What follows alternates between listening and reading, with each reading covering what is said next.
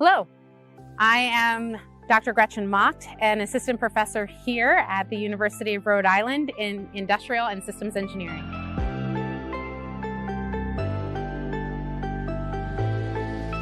I joined URI in 2015 as the sustainability faculty and doing research in electric vehicles, solar energy, teams for sustainability. And ever since 2017, I found my calling and trying to understand how we can use engineering for democracy.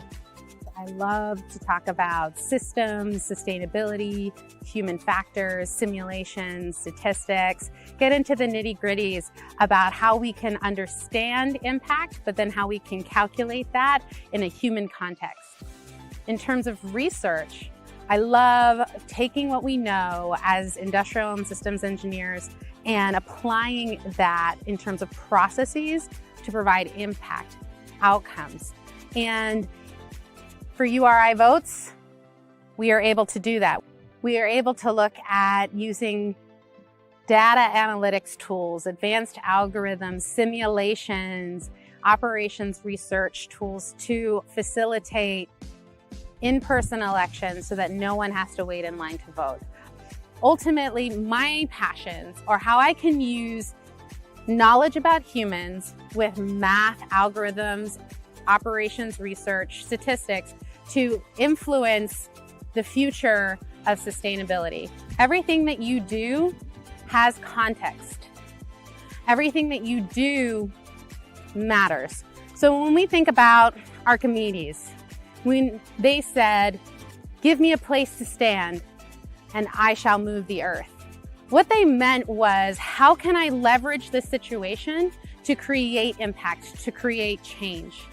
And when I talk to my students, when I talk to my graduate students or undergraduate researchers, when we have these conversations, I want them to know that everything that they do has context. You exist in a system. How can you use what you know to facilitate that system, to create change and to create impact?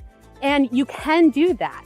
As industrial and systems engineers, we see systems, we see processes, we can facilitate actionable change. And that's what I want them to remember, whether or not it's in statistics, if it's in simulation, if it's in systems and sustainability, if it's in human factors and ergonomics. Everything that you do has context, and what you do matters, and it has a value. So make sure that you value that, you measure that, because we value what we measure and we measure what we value. And if you can do that in context, you can move the earth.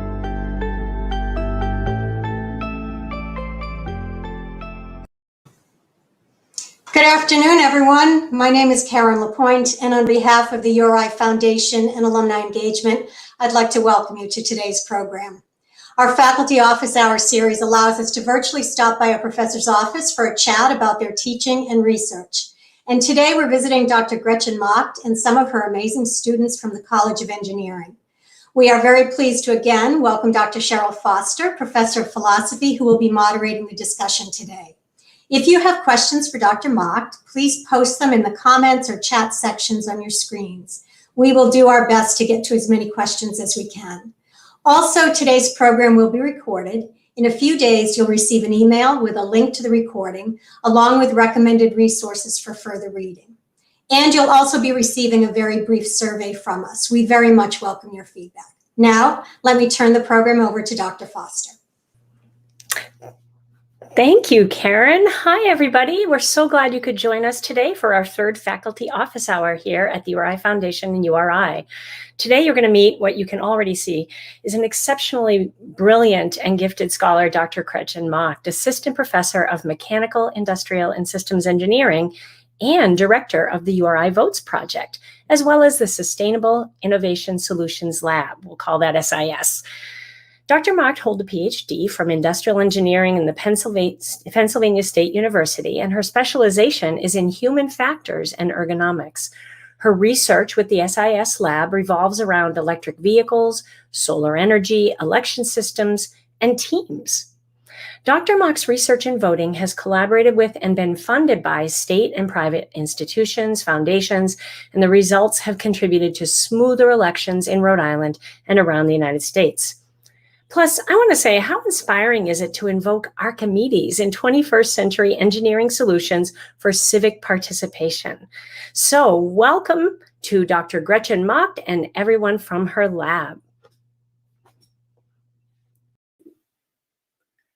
Hello.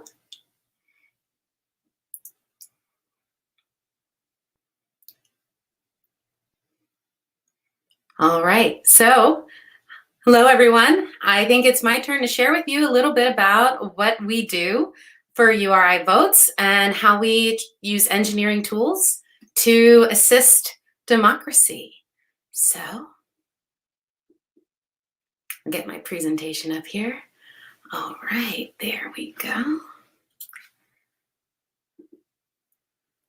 So URI Votes, engineering for democracy. I first wanted to start off with my team.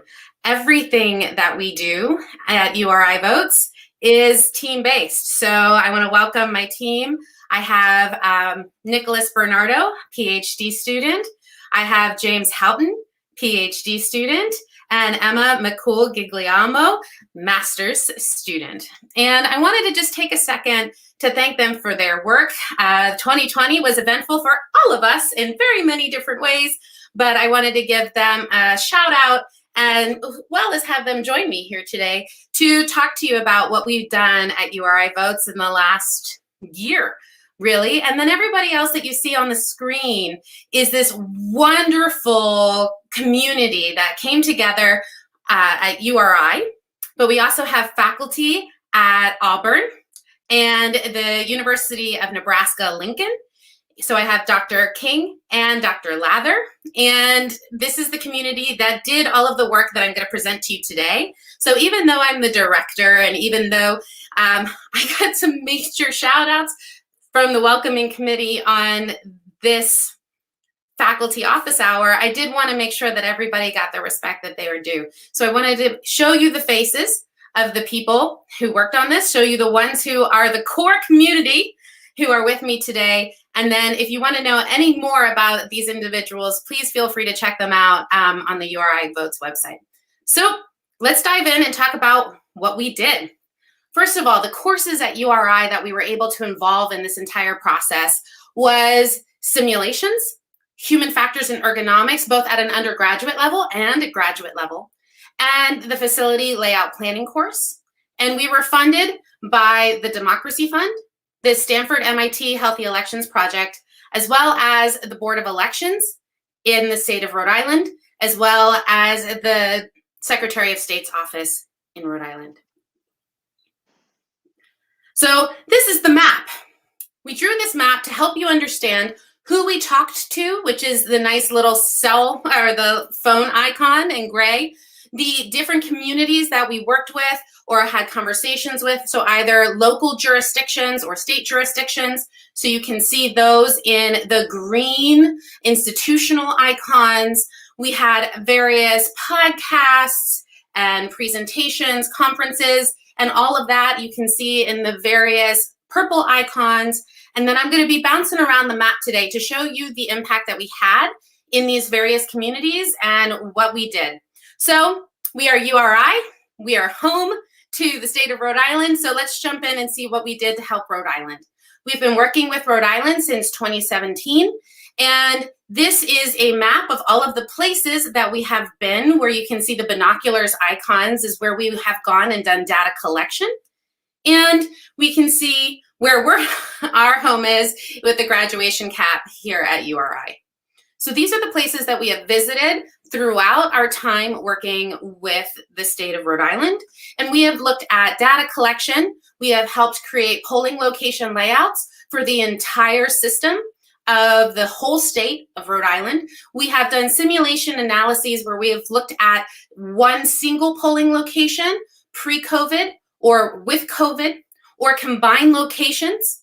So if you have a precinct that said, I can't open, but I'm going to take this precinct and join this precinct and they come together, what does that look like? and as well as risk limiting audits. So helping look at, after the election is over, what goes on in the RLA space. And we have participated in the 2018 midterms, the 2020 primaries, and the 2020 general, as well as a few other things with respect to the state of Rhode Island. So these are a few of the places that we went. These are some of the students that volunteered their time to go out and do this data collection, especially in 2020. So we have the polling diagrams that were generated to facilitate voting equipment layout and voter flow. So what this means is when we have a system, we want to understand what those components are in the system, how they relate to other parts of that system, and then how we can make it so that no voter has to wait in line to vote. We understand that some waiting in line is normal, but there are some places that have absurd lines. We're talking over an hour, 2 hours, 5 hours, sometimes depending on where you are in the country, more than 5 hours. So how can we use our information and our engineering tools to help facilitate this understanding so that no one has to wait longer than 20 minutes? So when we look at the 2D view, this is where we are understanding what it looks like in the space. The more we know about this constraint of where you vote, the more that we can better plan what we put inside that space and look at it in terms of flow. And if COVID has taught us anything, where you vote matters and how you vote matters, and creating the system to make that possible. So we have the 2D here, but also the 3D here, so that we can understand what that means in this particular space. So these are the general diagrams that we've created for the state. We also have a lovely video of how we were able to take our simulation model, import these 3D models into the simulation. We use Simio as our modeling software for simulation, and we put our system to work. And we want to understand what happens. And we don't just run this one time. We can run this system 10 times, 20 times, hundreds of times, thousands of times. And the reason for that is we want to know what the variability is in the system. We want to know all of the changes that could happen. And if we can model it, then we can understand it, and then we can make better decisions. We also are able to use the system that you're seeing here and put it in a virtual reality headset. So when we're working with various bureaus or boards of elections or various departments of state, we can make sure that we are validating our model and then verifying where everything is, but if the system is true and accurate as well as precise. So this is an example of us, myself, and Nicholas Cooper at the Rhode Island Risk Limiting Audit for the 2020 election. So for those of you who don't know, out of the 3 states that is mandatory in the United States, Rhode Island is one where it is mandatory after every election that they do a risk limiting audit. That is where they go back and they verify and validate that election by making sure that all of their numbers are indeed what they are supposed to, and it's a quality check, a quality control, as well as a quality assurance way of double checking the election. So this is where Nick and I went, and we spent all day counting, and at the end of the live stream, I'm sitting next to Steve, who was in charge of reporting it out on the YouTube live, and just saying, hey, and we're looking at these numbers. And it's also a way to have transparency in elections as well. So this is the community that was there in the general election in November, and the Board of Elections in the state of Rhode Island does this after every election. So now we're going to travel to Michigan. We went and traveled to their Bureau of Elections and performed data collection in the areas of Detroit. And we wanted to help understand what was going on in those particular locations. So when a polling location is selected, it is selected for various reasons and concerns, and people are volunteering that that location is there, or other people are saying you can't have it here because. And what we saw in 2020, especially with COVID, is that a lot of those spaces, such as senior centers, sometimes even churches or schools, were saying you're no longer allowed to vote here. So we had to look at those polling layouts and what that did to the overall system. So when we were looking at Michigan, we went during their primaries last year, and we were able to look at how many arrivals happened in that system, where they happened, and how all of that mattered and the variability in that system. So when you look at this, and you look at this slide, I want you to see these diagrams over here, these violins or cellos or these bizarre shapes off to the side. And you can see that they're all different. Even though the location is different, it's in a different community, right? And the voters were voting basically on the same thing. The processes to vote were exactly the same, but we can see that there are different ways in which voters either arrived different, voted, took longer to vote, or longer in the system, and how all that worked. So we were able to look at this information and then help understand what that looked like in terms of layout, and put that all together into our simulations and help understand the overall time-in system that the simulation said, hey, this is how long a voter's going to take, but then also the observed time. So what did we see, and did they match? And if when you have a big perturbation in the system, a disaster such as a pandemic, what happens to that system? So we were able to look at what happens in these particular locations when looking at COVID. So social distancing, what does it look like in terms of the spacing of the materials and equipment to vote, the people that check you in to vote, but then you as a voter and your spacing in line, as well as the different sanitization protocols and how many sanitization workers you need. Do you clean after every use? Do you clean after every 5 minutes? Who cleans, and how that works as well. So we were able to start to understand how COVID impacted elections when we were out in Michigan, because literally 2 days later, the whole state shut down, and we were there when they were running their primaries. So we were already starting to see different things being facilitated in real time. And then we were able to look at and help this city and the county of Philadelphia. So when they had vote by mail, so VBM, Dropbox allocation, we were concerned with where did they go? And every time you put something and you put a fixed point on it and on a map, and then you add other things, that changes the relationship to all the other ones that you're adding around it. So we wanted to understand if you had an additional 15 Dropbox locations, an additional 30, an additional 45, where did they go? What kind of communities are they in? Are the communities having access to them? And also for Philadelphia, they had these satellite election offices that they had spread across the county. And we wanted to look at those resource allocations as well to make sure that they had enough check-ins, they had enough tables, they had enough workers, and how they were supposed to be spread out as well. So when I talked about Dropboxes, this is a really great graphic that was created by James. So you can see him over here. And this is a map where we have Philadelphia County. And the darker the color here is the amount of saturation, or let me say the amount of access. So the lighter the color, the better. And if we see the red dots on them, that is where those drop boxes are located.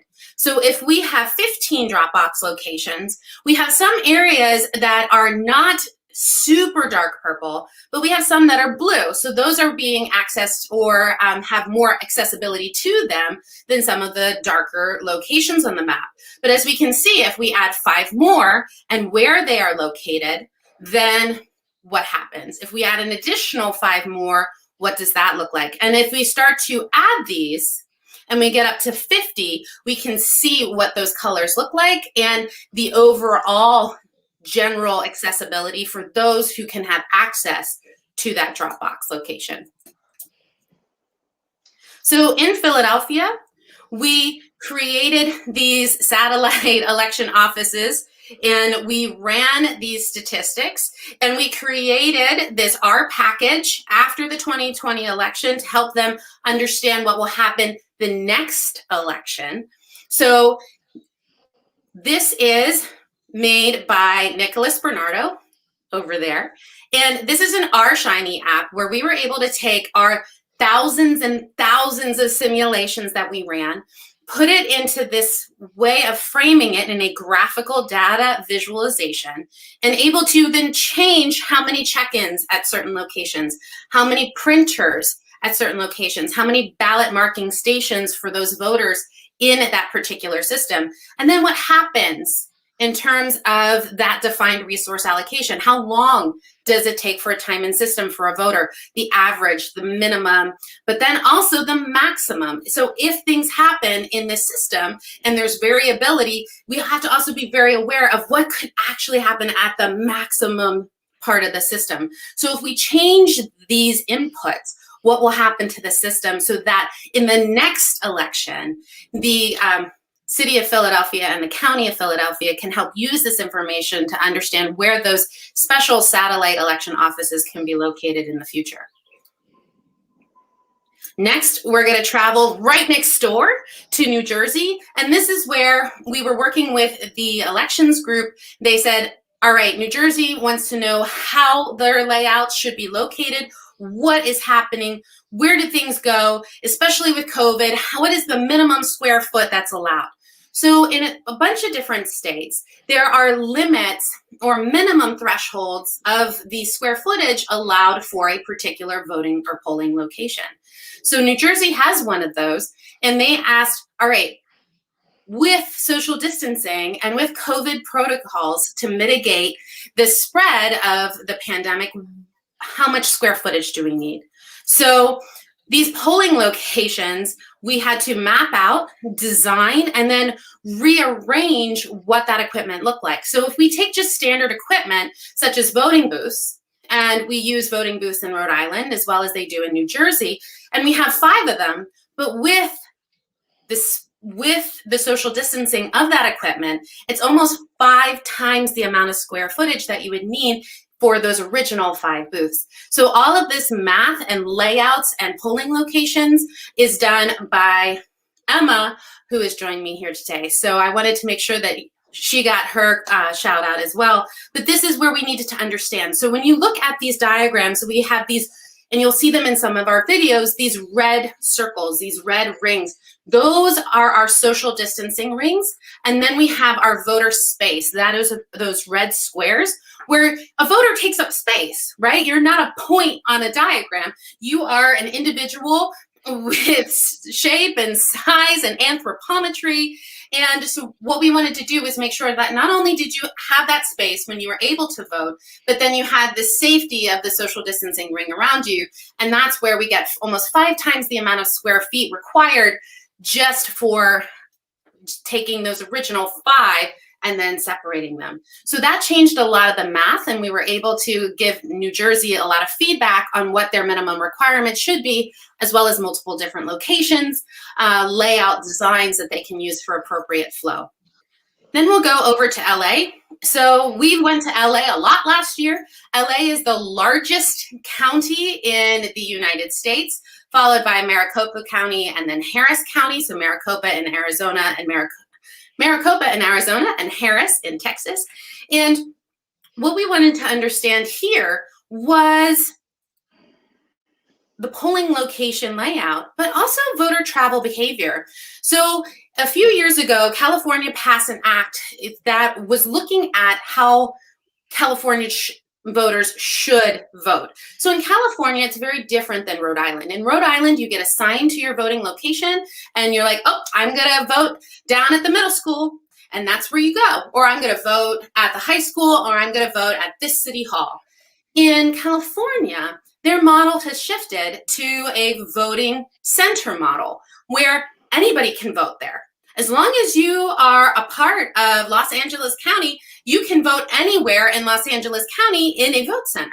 So they really wanted to understand this voter travel behavior. So we were there on Super Tuesday at the pre-pandemic, and then we were also had a group there during the pandemic in November, where we're trying to understand what is happening with not only inside the vote center because it's so new and it's the largest community that's implementing these types of models. But then where are voters coming from to vote in those models, such that if there are other states who want to use this, we can help create a plan for how far people vote or travel to vote at a vote center. Do they vote near where they work? Do they vote on their way to work, on their way home? Do they vote next to, they just dropped off their child to school? How all that works. So we were able to not only understand that relationship, but simulate that as well. So we can see the whole team out there. We were able to observe some fantastic vote centers. My favorite one and the best one we've observed, especially in 2020, out in LA, was at Dodger Stadium. It was fantastic. The people there, amazing.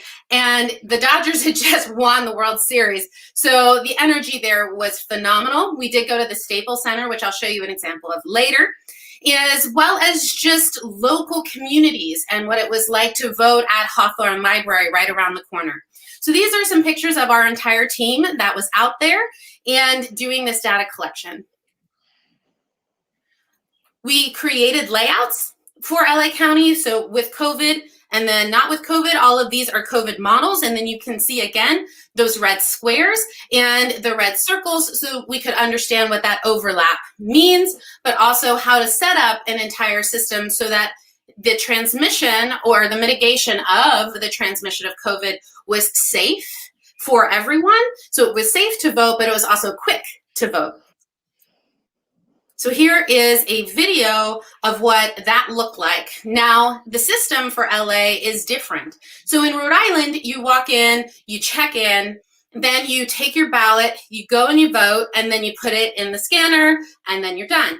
In LA, they have spent the last multiple years, the last decade even, designing these new ballot marking devices, these ones that you see in yellow. And that's where you check in at a separate station, but then you take your ballot, you put it into the system, and you vote in that system, and then you get asked to check your ballot, and then you submit it right then and there, and you don't have to go to a third step. So this is a two-step system. So we also wanted to understand how 2 steps, 3 steps, or Michigan that has 5 steps to vote looks like. So this is just an example of one of the locations that we were able to model for LA and understand what that looked like, as well as understand again what that sanitization worker looked like. Did we need more? Did we need less? And what that protocol should have been. In terms of the voter behavior, remember that voter travel behavior that we were talking about when we were looking at where people voted in this vote center model. I affectionately call these spider diagrams, but as my graduate students just cringed, these are firework diagrams. And this was made with Emma and James. And this is where we're looking at where people voted, but also where they are from. So we can see, especially in the petite version, that a lot of people voted very close to where they were from. But when we start getting to the small, that still kind of happens. Medium, maybe a little bit farther. Larger, we've got more of these arcs. Extra large, much larger in terms of these arcs. So how can we use this to understand not only what happened and what happened in both times in 2020, because they had the vote center model both in March and in November, but then to help them plan for the future. Then I said earlier, we worked with a faculty, Dr. Lather, at the University of Nebraska-Lincoln. So we were able to collaborate with Lincoln and Douglas County in Nebraska and understand their vote system. Now their vote system is you go, you check in, you vote, and you put it in a box, and then all of that information gets head to Central, and in that location, that's where all of those ballots are counted. So it's a very centralized vote count system. So it's very different from some of the other locations that we've already talked about.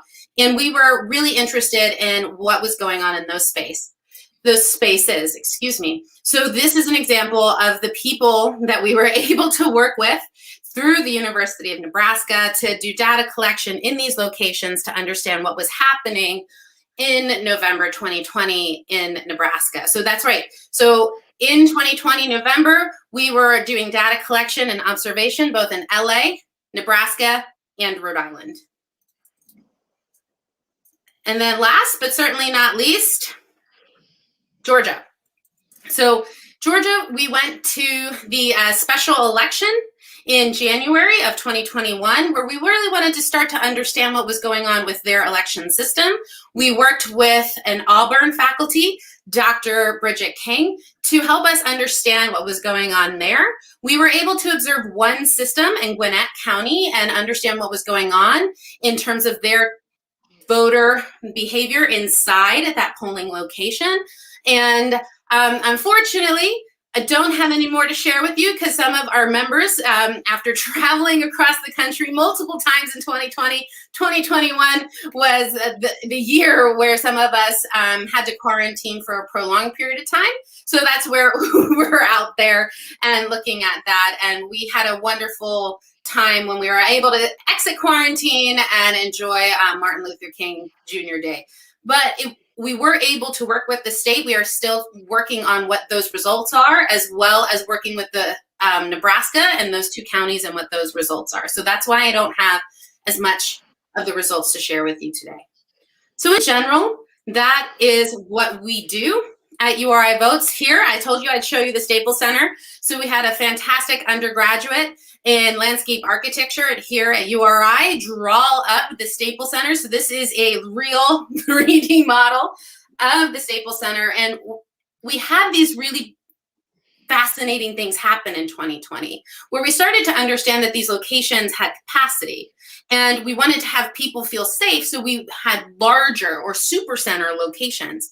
So Staples Center, Dodger Stadium, you had the Falcons Stadium in Atlanta and all across the country and quite a few in Detroit. You had these movements where people were opening up these larger areas. So you had the NBA, who is a huge force of making those things available.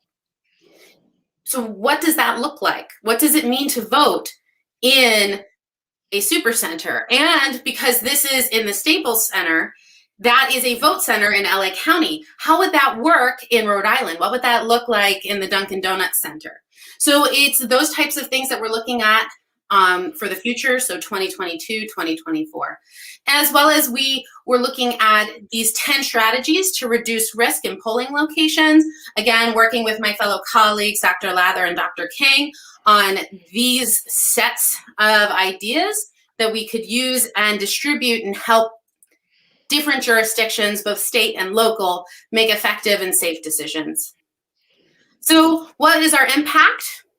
We talked to areas that we have serviced where we could have helped and did help, depending on our level of discussions, 40.3 million voters.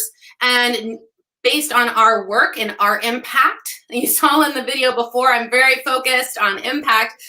We helped 18.2 million voters vote more effectively, more efficiently, and hopefully waited less in line than it would have been. So what does that mean in terms of layouts created? We created over 660 layouts.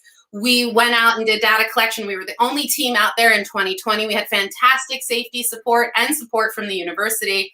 And we made over 38,000 almost 39,000 observations of what was going on in the systems across the country. We created over 135,000 simulations, and we created not that many gigabytes, as you would assume based on those numbers, but really 10 gigabytes worth of data and just thousands and thousands, absurd amounts of log files in order to make this all a very much data-driven data analytics answer.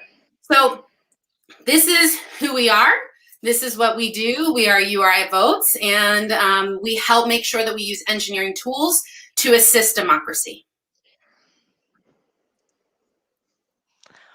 Wow. Thank you, Gretchen, and Gretchen's team, both here at URI and her Auburn colleagues. Thanks. I am astonished at these numbers. I'm just going to read these back for our audience in case you didn't catch that at the end, so that we can all just sort of reflect on the scope of impact of a student inclusive project run by our URI researchers here. and led by Dr. Macht. 18.2 million voters voted more efficiently. 660 layouts were created, 39,000 observations, and then 135,000 simulations. That is a staggering achievement, team. So congratulations. And I have to say, as a member of the URI community, I'm proud to be associated with the kind of work that you are doing, because you really are, as you said at the end, Gretchen, forwarding the cause of voting access and democracy.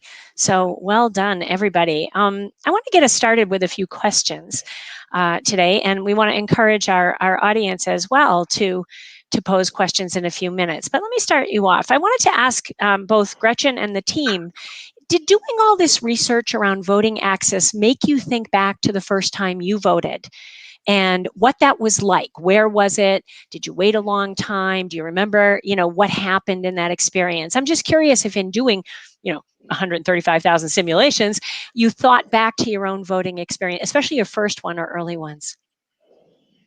So I'll take that first while the rest of the students consider. The first voting that I had to do, I was an absentee voter in Pennsylvania, and I was at my university, and I had to vote by mail.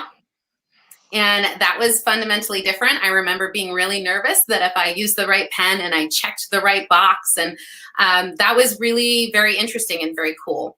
Cool. But when I first voted in person, I was out in Center County, Pennsylvania, at a VFW, and people were waiting in line. I was so excited. I got there early, and I remember having a baby with me to vote, and I was really, it was a lot, and I was fascinated by it. And I loved meeting the people who were at check-in and members of the community and having conversations, and it was very personable. And just what that meant to be there, but they were checking in by the big books where they had to turn the page, and they were like, and you are, and it was just a whole great conversation and very personal. And of course I thought about it and what that meant.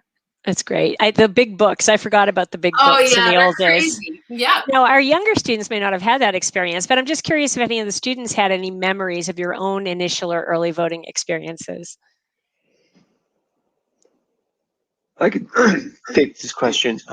So I'm from New York originally, and so most of my voting has been through absentee processes, vote by mail, requesting the ballot. But what I do remember was going into the polling places as a young child with my parents and seeing our neighbor working at the check-in booth, and it just being a very community-oriented event. I remember after my mom voting, I was in the booth with her, getting to pull the big lever, and you hear the ding, and I love that. And then working in the election space now, I still see that great sense of community. Everyone is talking to each other while they're waiting to vote. When we were out in LA the first time, we were there, I think, very late at night, because there was just so many people who wanted to vote. And these people had been waiting and waiting, but they were all in good spirits. They were all happy. They were all cheering when there was a first-time voter. So just seeing that it's such a community-driven event has been really inspiring for me. Thank you, James. And in a few seconds, we're going to switch over to our audience because we have some questions piling up. And although we may not get to all the questions today, we're going to try our best to do so. And we will be giving recommended resources after the presentation to everyone who's here today. But because you both mentioned the experience of being in line and chatting and socializing, just very quickly, we obviously don't want people waiting for hours in line. But what's the optimal amount of time for socialization around voting? Is it 20 minutes in line that gives you just enough of a sense of occasion? Is this part of it, what it means to be in a democracy? What's too long and what's too little? So the EAC, so the Election Assistance Commission, says that, there is a threshold where they would like it that no one has to wait in line longer than that. With working with the state of Rhode Island, we try to do it a little bit less than that. In terms of the socialization, we haven't studied that as a component yet. It's something that we are excited about, because then when we start looking at a vote center model, and the communities are going to be very different, but this is also people who get to pick where they vote. So there was a great opportunity right after the World Series that people wanted to go and vote in Dodger Stadium. When the Lakers won again, they wanted to go to Staples Center. So people showed up, but they were 4 generations who did that. So as engineers, we're not as concerned with the social component, but we do definitely want to work with people to understand what that means in the future. But because it's something that we've observed in those tens of thousands of observations. Yeah. And there are people who do that in political science who are concerned what that meant, but also the opposite, which is disenfranchisement, right? Which is, I'm waiting too long to vote. I don't get that sense. Exactly. So there is work out there.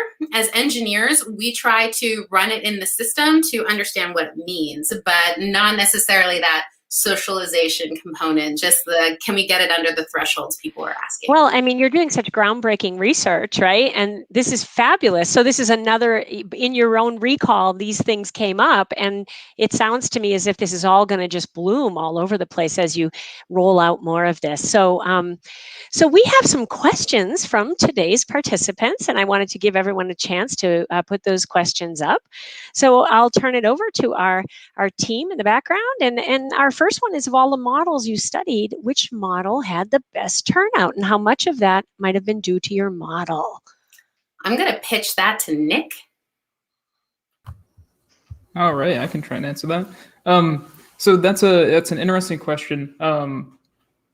And modeling in terms of voter participation because of the model, we don't take any credit for that. However, we have seen a lot of positive effects, particularly throughout Rhode Island, because we've had the longest relationship with them. So we saw direct effects of our modeling approaches reducing voter wait time, and have had great feedback from the Board of Elections and the community. But in terms of voter turnout, that's not really how we gauge the success of our model. It's more so how long voters wait.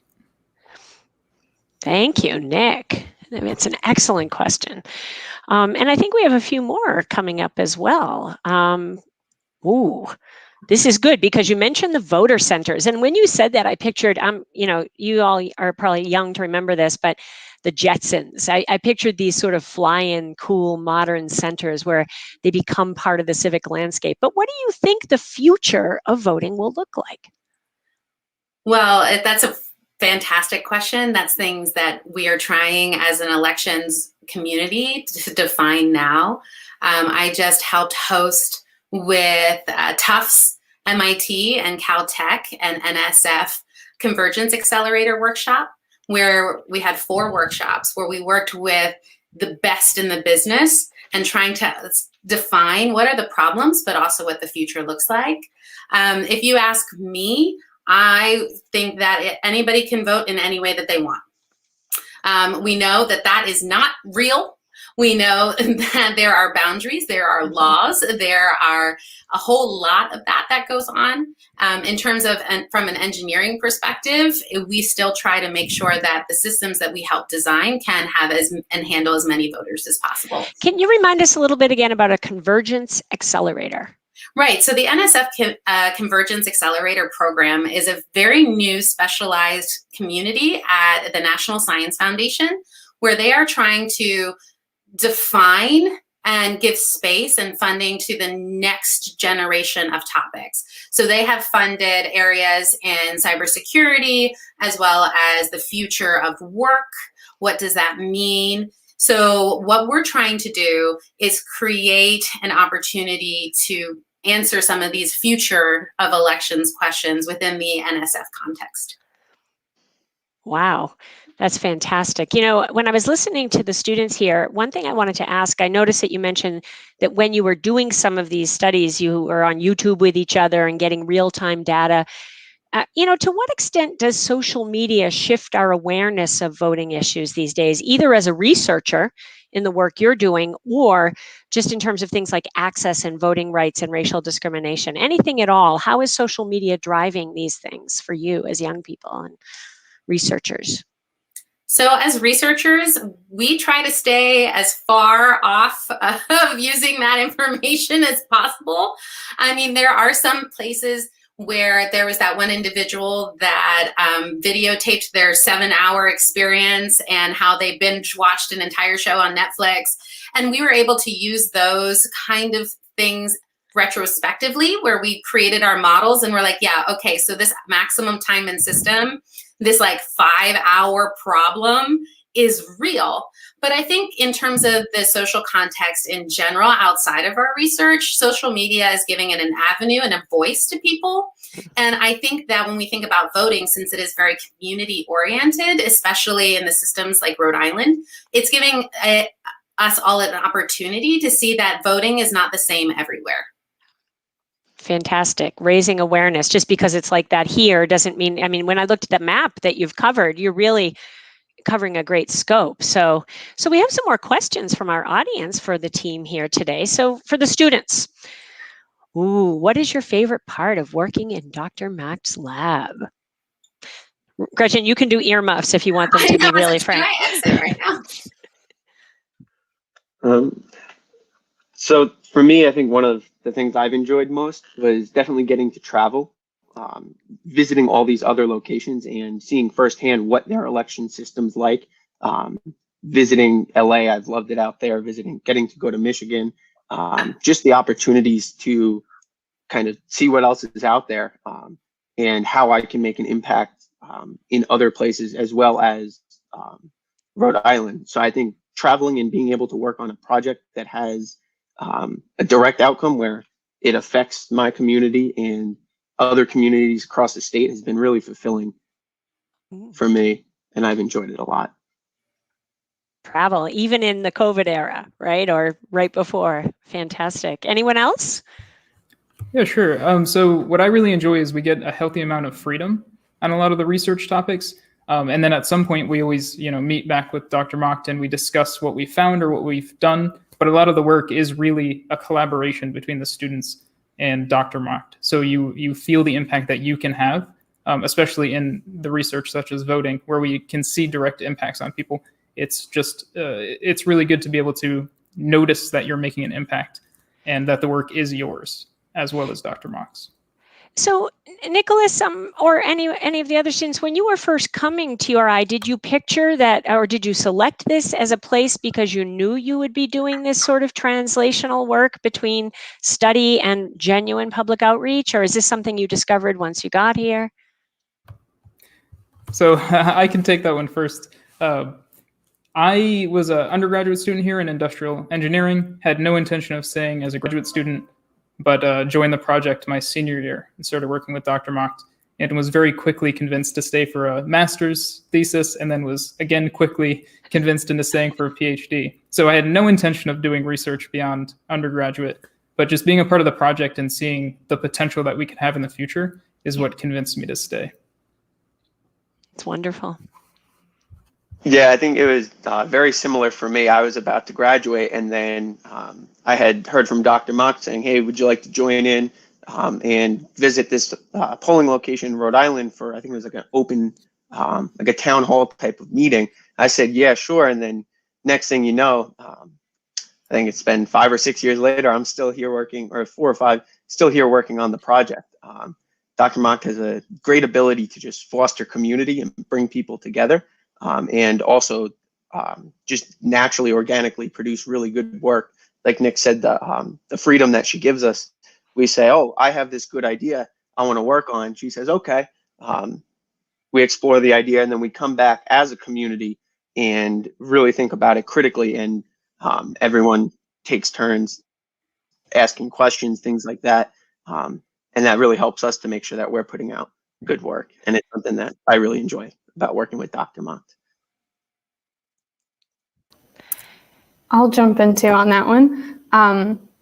I did my undergraduate here in mechanical engineering, and so I definitely made a pretty big transition. And so I had no idea, I had no intentions early on in my undergraduate career to work in voting.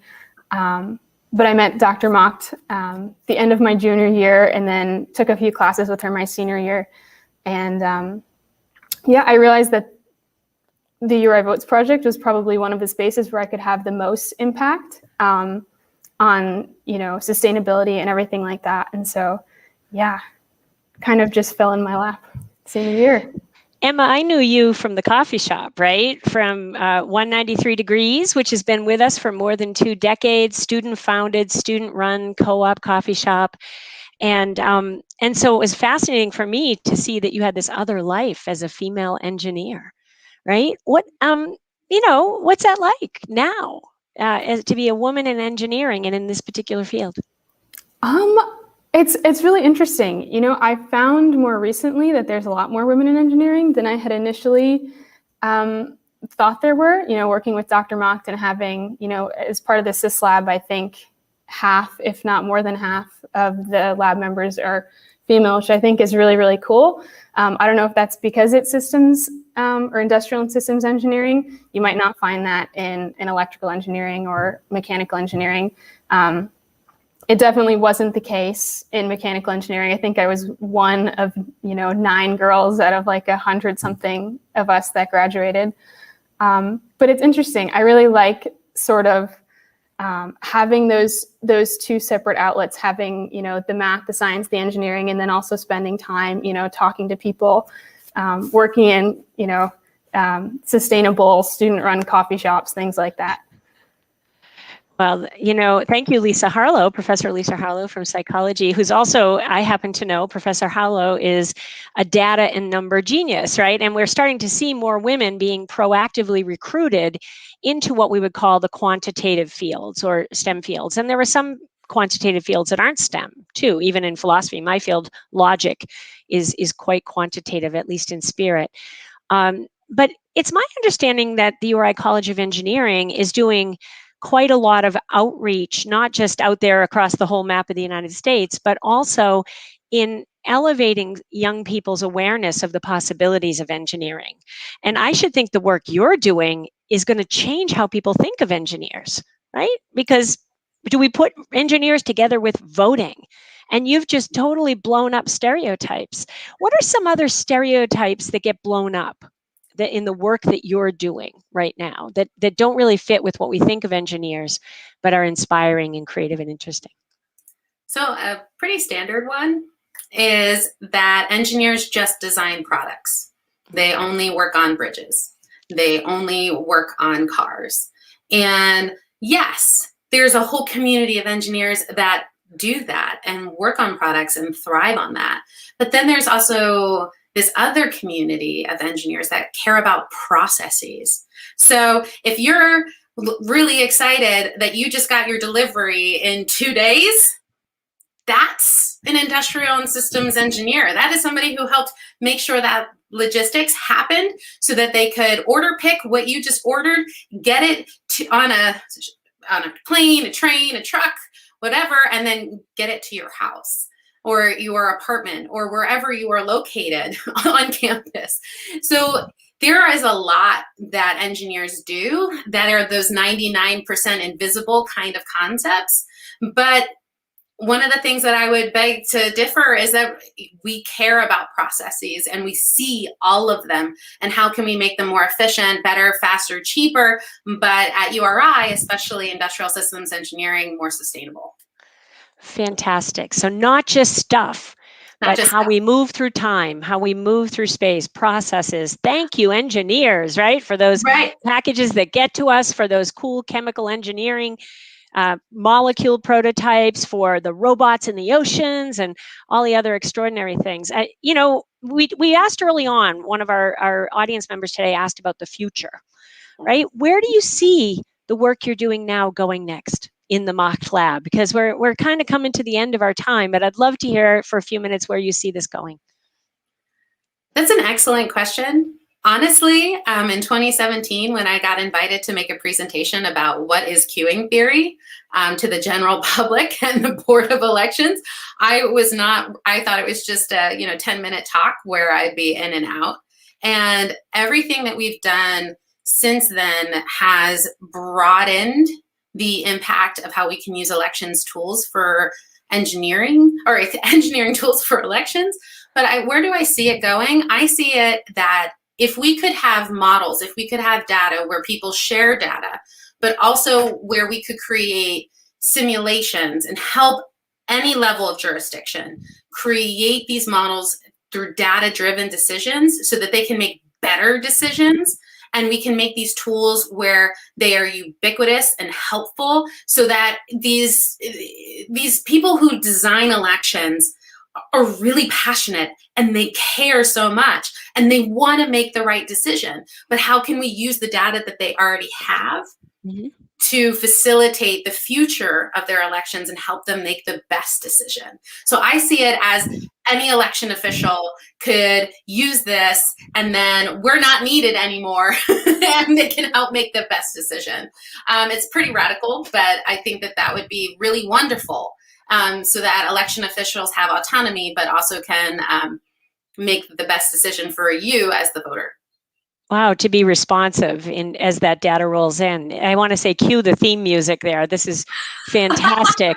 And when you talked about queuing, right? You mean the QUEUE, the queue, getting in line? Yes. Yeah. Because that word is more common overseas, right? In Europe and stuff, when we talk about standing in line or standing online, if you're from the Midwest. But queuing up, is that in common parlance now, or is it starting to enter the way we talk about these things? So industrial and systems engineering, queuing is the term. That is what we use. That is our friend. That word tries to edit the E out at the end when you say queuing, those types of things. So that's what we use. So when we talk about queuing, that can be your Easy Pass. That can be when you go to a restaurant and they'll text you when your location is ready and where your table is. Or any moment where you're waiting in line for that Dunkin' Donuts. So all of that is just, you are always waiting in line, whether or not you are waiting in line to join a Zoom and your host hasn't let you in yet, or any of those in between. So you're always in line, and it's about the experience waiting in line. There's some fascinating research. If you're at an elevator next time, you are actually waiting in line. You are queuing up to stand on that platform that raises you up or down. But notice the shiny spaces around you, right? They put shiny spaces around elevators so that you won't notice that you're waiting in line longer, so that you have this experience of fixing your tie or your bow tie, or checking your lipstick, or making sure your hair's in the right spot, or that your shirt's tucked in. So they've created all of these environments for you to make sure that you don't notice you're in line, but you're in line all the time. Oh, what a fabulous way to close off today's presentation. We're in line all the time. When I think of queuing up, I think of hip hop DJs, queuing up the next sample and stuff like that. But this is ubiquitous, as you say. We're all in line all the time. So folks out there in listener land, I want to thank you for being with us, and especially thank Dr. Gretchen Macht and her wonderful team of students and her colleagues also at Auburn and elsewhere for joining us today. And as mentioned, within the next few days, you're going to receive an email with a link to today's recording. If you want to watch it again and get some new cool accelerator or queuing vocabulary, come back and watch us again. Dr. Macht's also going to give us some recommendations for further reading. So as we contemplate, I have to say, I've never noticed before that elevator spaces are really mirrored, but now that you've told us, I'll never get that out of my head. So thanks for that too, Gretchen. Who knew? It was designed on purpose by engineers to think about process. So thank you everyone for joining us today. Faculty Office Hour will be taking a break over the summer now that the weather is getting better and the days are getting longer, but we will return in the fall to meet with more exceptional URI colleagues and professors. We hope you'll join us then. So keep an eye out for our fall start. Until then, we want to thank you for joining us today and enjoy the day. Take care.